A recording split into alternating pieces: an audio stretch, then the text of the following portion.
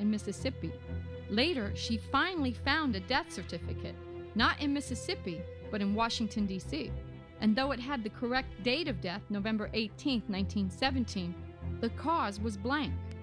This was highly unusual. All other relatives Millie researched had causes listed, even one who died before Ivy in 1914.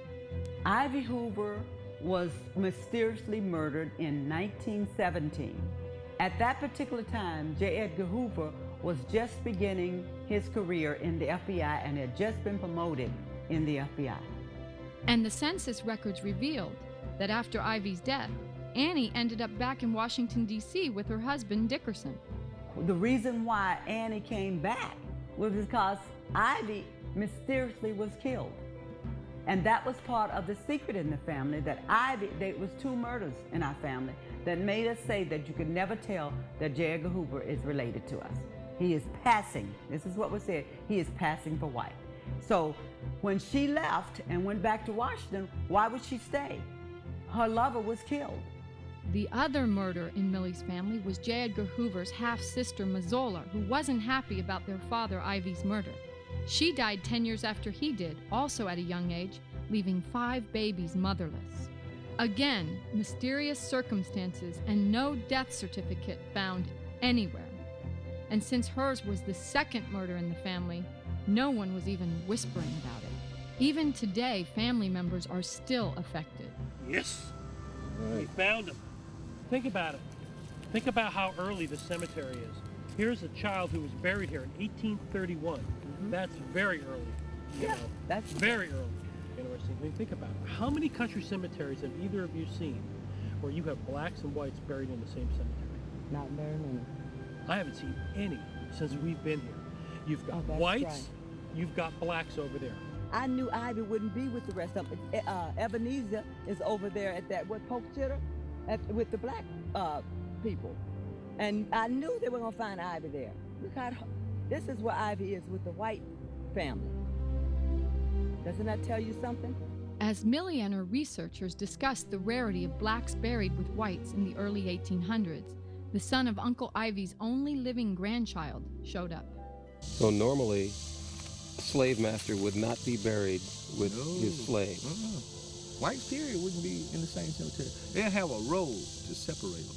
Nathaniel Dillon is cautious even today talking about the family secret, because his mother, Can, was only 5 when her mother, Mazzola, was murdered. More proof that the Hoovers and Allens were family came in a deed delivered by mail, sent by an unsolicited member of the Hoover family named Jim Hayes. Millie's grandfather, Clarence Allen, received the land in a deed given to him by his father, William Allen, who got it from his father, William Hoover. I'm sure the whole family loved everybody, and that was something to protect us, because you know what, now we got blue eyes and we got light skin, so let's pass. Maybe we can help the family. I'm sure it was all good intentions and everything was about love and let's do it, but it backfired. It backfired because a lie never is good.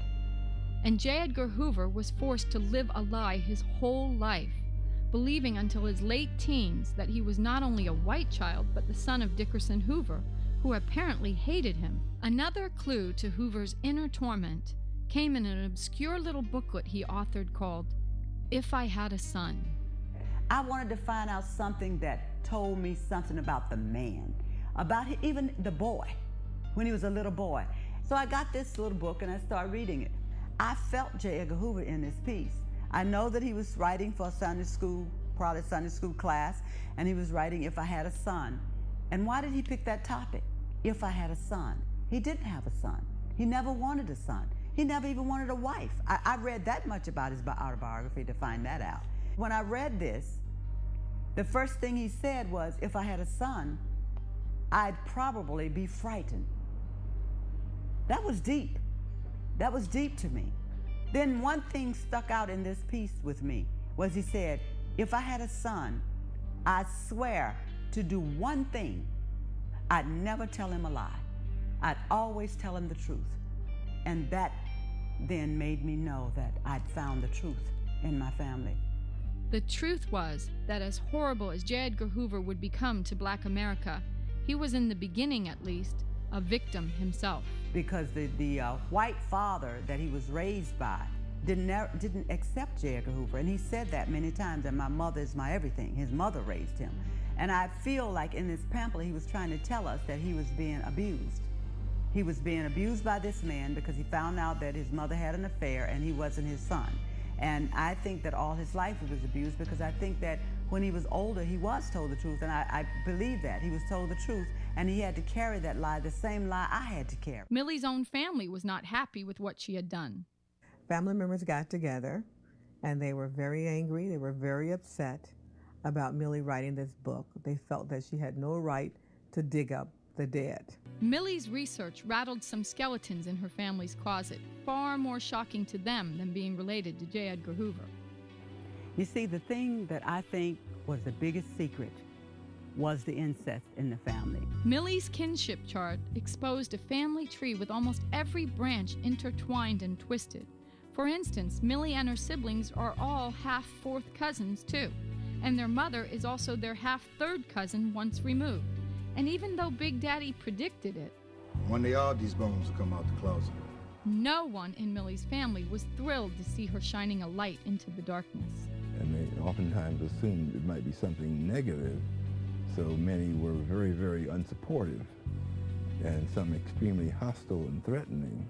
As painful as it was to examine, Millie needed to dig deep to free herself. After 7 years, even after 3 years of research, with all of these boxes and garage full of research and going through it, all I wanted was the truth. That's all I wanted. I wanted the truth to set myself free, to get over whatever it was I was suppressing in my memory, to get it all out. I've unveiled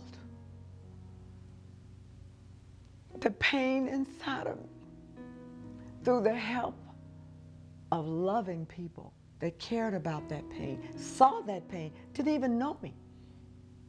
Call them on the phone and say, I need your help and I'll pay you to help me. I hurt so bad inside for so many years.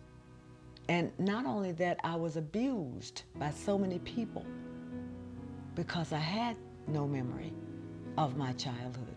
And I wondered why people were so hard on me and wasn't showing me the love that I think a child should have had. So I grew up with all that pain. So for a long time I thought it was because they just didn't like me because I was poor. But it wasn't that. It was because the memory that I had buried inside of me was eating at me. And it was a little girl down in there wanting to come out. She wanted to come out and she wanted to tell. She wanted to free the country, free the world. It is not about color. Don't be afraid. Don't be ashamed of who you are. The joy is that those things which are done in darkness will come to light.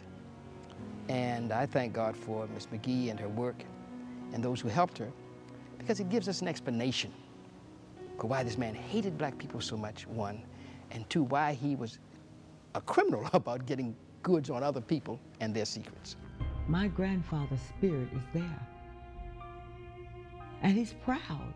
He's proud of me that I had the nerve to go and find my roots and to believe in him and to believe what he told me and to have it deep in my heart. This is where I fell in a ditch and I got up. This is home.